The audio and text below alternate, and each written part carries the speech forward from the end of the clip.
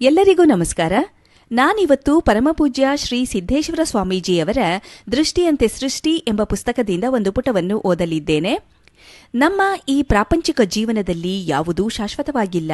ಆದರೂ ಮನುಷ್ಯ ಪ್ರಪಂಚವನ್ನು ಶಾಶ್ವತವೆಂದು ಭಾವಿಸಿ ಪ್ರಾಪಂಚಿಕ ವಿಷಯ ವಸ್ತುಗಳನ್ನೇ ಗಳಿಸಿ ಉಳಿಸಿ ಬೆಳೆಸಬೇಕೆನ್ನುತ್ತಾನೆ. ಲೆಕ್ಕಾಪತ್ರ ಬರೆಯುವ ಪುಸ್ತಕದಲ್ಲಿ ಖಾತೆ ಕಿರ್ದಿಯಲ್ಲಿ ಜಮಾ ಖರ್ಚು ಎರಡೂ ಇರುತ್ತವೆ. ಆದರೆ ವ್ಯಾಪಾರಿಗಳಾದವರೆಲ್ಲರೂ ಜಮಾ ಹೆಚ್ಚಾಗಬೇಕು, ಖರ್ಚು ಕಡಿಮೆಯಾಗಬೇಕೆಂದು ಬಯಸುತ್ತಾರೆ. ಆದರೆ ಕಾಲಪುರುಷನು ಅವೆರಡನ್ನೂ ಬಾಯಿಗೊಡಿಸಿ ಸರಿ ಮಾಡಿಬಿಡುತ್ತಾನೆ. ಜಮಾ ಖರ್ಚು ಎರಡೂ ಸರಿಯಾದಾಗ ಉಳಿಯುವುದು ಶೂನ್ಯ. ಅದೇ ಸತ್ಯ. ಈ ಸತ್ಯವನ್ನು ಅರಿತವರು ಸದಾ ಸಂತುಷ್ಟರಾಗಿರುತ್ತಾರೆ. ಈ ದೇಹವೆಂಬ ಗಡಿಗೆಯೊಳಗೆ ಬಯಲಿನಂತೆ ಇರುವುದೇ ಆತ್ಮ. ಈ ಆತ್ಮ ಪರಮಾತ್ಮನನ್ನು ಅರಿತಾಗ ನಮ್ಮ ಜೀವನದಲ್ಲಿ ಅಗಾಧವಾದಂತಹ ಪರಿವರ್ತನೆ ಆಗುವಂಥದ್ದು. ಅದನ್ನು ಮಹಾನುಭಾವಿ ಅಲ್ಲಮಪ್ರಭು ದೇವರು ತಮ್ಮ ಬೆಡಗಿನ ವಚನದಲ್ಲಿ ಈ ರೀತಿಯಾಗಿ ಸುಂದರವಾಗಿ ಚಿತ್ರಿಸಿದ್ದಾರೆ. ಸತ್ತ ಕೋಳಿ ಎದ್ದು ಕೂಗಿತ್ತ ಕಂಡೆ, ಮೊತ್ತದ ಮಾಮರ ನುಲಿಯುತ್ತಾ ಕಂಡೆ, ಕತ್ತಲೆ ಬೆಳಗಾಯಿತ್ತಾ ಕಂಡೆ, ಹೊತ್ತಾರೆದ್ದು ಹೊಲಬು ದಪ್ಪಿತ್ತ ಕಂಡೆ, ಇದೇನು ಹತ್ತಿತ್ತೆಂದರಿಯೇ ಗುಹೇಶ್ವರ. ಇದರ ಅರ್ಥ, ವಿವೇಕದ ಕೋಳಿ ಎಚ್ಚೆತ್ತು ಕೂಗಿದಾಗ ಮನದ ಮಾಮರ ಸಂತಸದಿಂದ ನಲಿಯುತ್ತದೆ. ಅಜ್ಞಾನದ ಕತ್ತಲೆ ಕಳೆದು ಸನ್ಮಾರ್ಗದಲ್ಲಿ ನಡೆದಾಗ ಸತ್ಯ ದರ್ಶನವಾಗುತ್ತದೆ. ನಮ್ಮೆಲ್ಲರಲ್ಲಿರುವಂತಹ ವಿವೇಕದ ಕೋಳಿ ನಮಗೆ ಪದೇ ಪದೇ ಹೇಳತೊಡಗುತ್ತದೆ. ಈ ಅಂತರ್ವಾಣಿಗೆ ನಾವು ಓಗುಟ್ಟು ಅದರಂತೆ ನಡೆದುದಾದರೆ ನಮ್ಮ ಜೀವನವು ಪಾವನವಾಗುವಂಥದ್ದು. ಜ್ಞಾನೇಶ್ವರ, ಬಸವೇಶ್ವರ, ಅಕ್ಕಮಹಾದೇವಿಯವರು, ಮೀರಾಬಾಯಿ ಮೊದಲಾದವರಲ್ಲಿ ಚಿಕ್ಕ ವಯಸ್ಸಿನಲ್ಲಿಯೇ ವಿವೇಕದ ಕೋಳಿ ಕೂಗಿ ಅವರೆಲ್ಲರನ್ನೂ ಎಚ್ಚರಿಸಿತು. ಪ್ರತಿಫಲವಾಗಿ ಅವರೆಲ್ಲರೂ ಪರಮಸತ್ಯ ಪರಮಾತ್ಮನನ್ನು ಅರಿತು ಅನುಭವಿಸಿ ಆನಂದಿಸಿ ಲೋಕಪೂಜ್ಯರೆನಿಸಿದರು.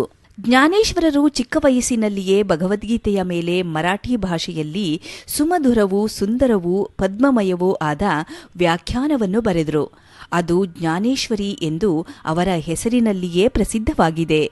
ಇಂದು ಮಹಾರಾಷ್ಟ್ರದ ಮನೆ ಮನೆಗಳಲ್ಲಿ ಈ ಗ್ರಂಥದ ಪೂಜೆ, ಪಾರಾಯಣ, ಪ್ರವಚನ, ಕೀರ್ತನ ನಡೆಯುತ್ತದೆ.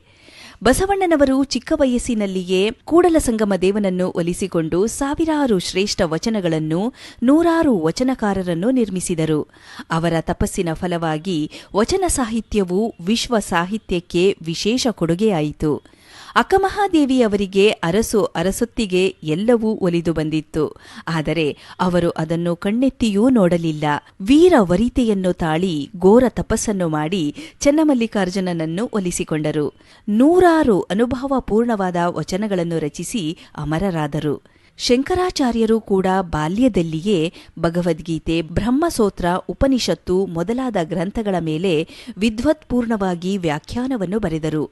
ಅದ್ವೈತ ಜ್ಞಾನ ಭಾಸ್ಕರರೆಂದು ಜಗದ್ವಂದ್ಯರಾದರು. ಸೌಂದರ್ಯ ಲಹರಿ, ಭಜಗೋವಿಂದಂ ಮೊದಲಾದ ಕೃತಿಗಳನ್ನು ರಚಿಸಿದರು. ಪುರಾಣ, ಪ್ರವಚನ, ಭಜನೆ, ಕೀರ್ತನೆ ಮೊದಲಾದ ಸತ್ಸಂಗಗಳಲ್ಲಿ ಭಾಗವಹಿಸುವ ಭಕ್ತರಲ್ಲಿ ಈ ವಿವೇಕದ ಕೋಳಿಯು ಬೇಗನೆ ಕೂಗಬಹುದು.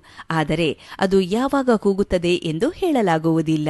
ವಿವೇಕ ಉದಯವಾದಾಗ ಬುದ್ಧಿಯ ಹುಲ್ಲು ಬಂದಿರುತ್ತದೆ ಎಂದು ಹಿಂದಿನ ಹಿರಿಯರು ಹೇಳುತ್ತಿದ್ದರು. ಆದರೆ ಕೆಲವರಲ್ಲಿ ಕೊನೆಯವರೆಗೂ ಬುದ್ಧಿಯ ಹುಲ್ಲು ಬರುವುದಿಲ್ಲವೆಂದು ಹೇಳುತ್ತಾರೆ. ಅಂದರೆ ಈ ವಿವೇಕದ ಕೋಳಿ ಕೆಲವರಲ್ಲಿ ಕೂಗಬಹುದು, ಕೆಲವರಲ್ಲಿ ಕೂಗದೇನೂ ಇರಬಹುದು ಎಂದಂತಾಯಿತು ಎಂದು ಪರಮಪೂಜ್ಯ ಶ್ರೀ ಸಿದ್ದೇಶ್ವರ ಸ್ವಾಮೀಜಿಯವರು ದೃಷ್ಟಿಯಂತೆ ಸೃಷ್ಟಿ ಎಂಬ ಪುಸ್ತಕದಲ್ಲಿ ವಿವರಿಸಿದ್ದಾರೆ.